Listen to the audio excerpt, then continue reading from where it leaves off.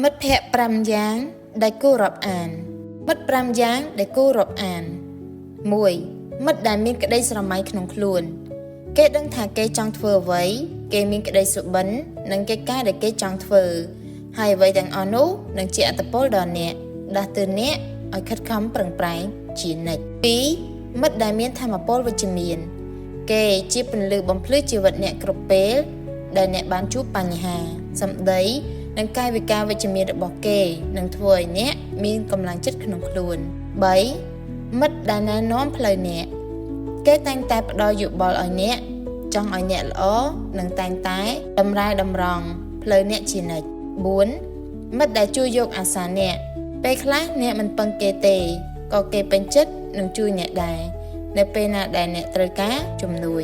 5មិត្តដែលចេញលុយឲ្យអ្នកមិនមែនគេមានបានជាងយើងនោះទេតែគេឲ្យតម្លៃមិត្តភាពជាងលុយកាក់ខ្លួនទីពឹងខ្លួនអត្ថបទរបស់ Love You ខ្លួនទីពឹងខ្លួនគឺជាពាក្យមួយឃ្លាដែលខ្ញុំបានទន្ទិញវានៅក្នុងចិត្តមកជាយូរពេលដែលខ្ញុំលំបាកឈឺចាប់ហត់នឿយអស់កម្លាំងបាក់ទឹកចិត្តគឺខ្លួនខ្ញុំជាអ្នកលួងលោមដាស់តឿនខ្លួនឯងឲ្យប្រឹងប្រែងតស៊ូពេលខ្ញុំយំខំប្រាដៃទាំងសងខាងជួទឹកភ្នែកដោយខ្លួនឯងពេលខ្ញុំដួលគឺខ្ញុំប្រឹងងើបឈរឡើងវិញដោយខ្លួនឯងខ្ញុំធ្លាប់តែមានក្រុមគ្រួសារជ្រុំជ្រែងមានប្តីដែលអាចពឹងផ្អែកបានអ្នកគ្មានថ្ងៃយល់ទុកលំបាកខ្ញុំនោះទេអ្នកត្រឹមតែជានារីទន់សោយដែលទទួលបានការស្រឡាញ់ថ្នាក់ថ្នមពីមនុស្សជុំវិញខ្លួន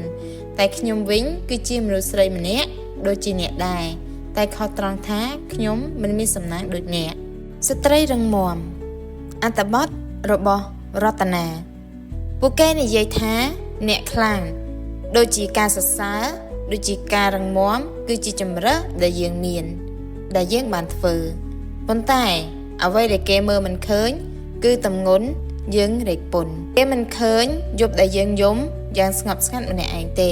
ព្រោះយើងមិនចង់ដាក់បន្ទុកលើអ្នកណា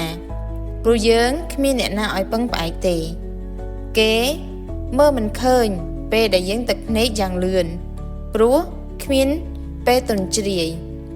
ពួកគេមិនបានឃើញការប្រយុទ្ធដែលយើងប្រយុទ្ធតែឯងនោះទេ